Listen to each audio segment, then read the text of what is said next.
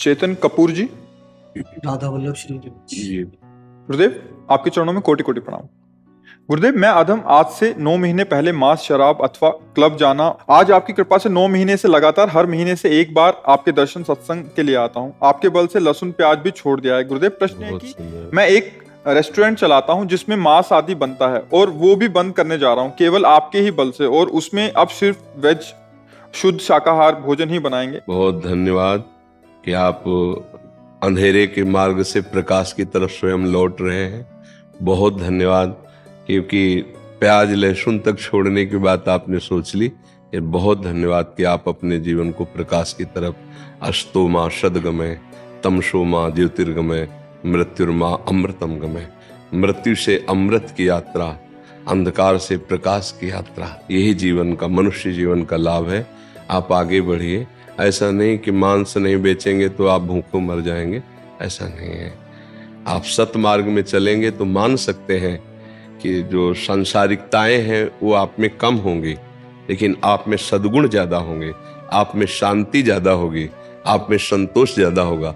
सबसे बड़ा दरिद्र कौन? जिसकी जितनी बड़ी वासना उतना बड़ा दरिद्र। सबसे ज्यादा धनी कौन? जो संतोष धन से युक्त है और नाम जप करता हुआ। अगर 4 रोटी और नमक खा करके संतुष्ट हो तो आपसे बड़ा कोई धनी नहीं है। अगर लाखों करोड़ों अरबों की वासना है तो इससे बड़ा दरिद्र क्या है? कभी इसकी पूर्ति होती है क्या? 100 से हजार, हजार से 10,000, 10,000 से लाख, लाख से करोड़, करोड़ से अरब, अरब से खरब, फिर भारत का नंबर 1, फिर विश्व का नंबर 1, ये चलता रहता है मन में। वो दरिद्र ही है, वो कभी तृप्त नहीं हो सकता। तो बहुत अच्छा है कि आप कदम उल्टे वापस ले आए, क्योंकि महापाप होते रहते ना। पर स्त्री गमन महापाप, मदिरापान महापाप, मांस भक्षण महापाप।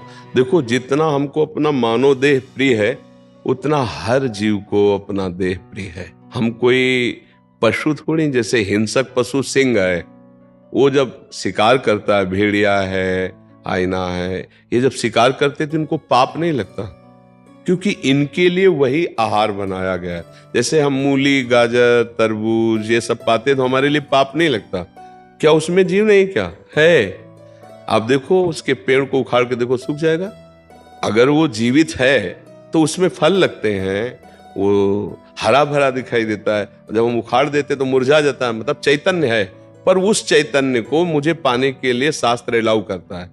मनुष्य के लिए पशुओं का मांस भक्षण करने का आदेश नहीं है। अब जैसे छोटे छोटे पशु पक्षियों को लोग ऐसे, बहुत निंदनीय है।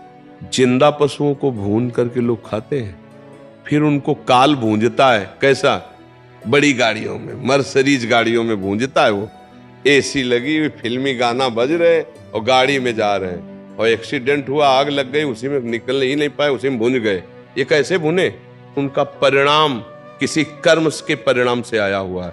वो कर्म जब आप देखते, वो जीव चिल्ला रहा है, उसका मुंह बंधा, उसके पैर बंधे, और ऐसे हिलगा कर थोड़ी थोड़ी आंच में उसे जला के पका रहे हैं स्वाद लेने के लिए। तो तुमको हाथ पैर बांधने की जरूरत नहीं पड़ेगी।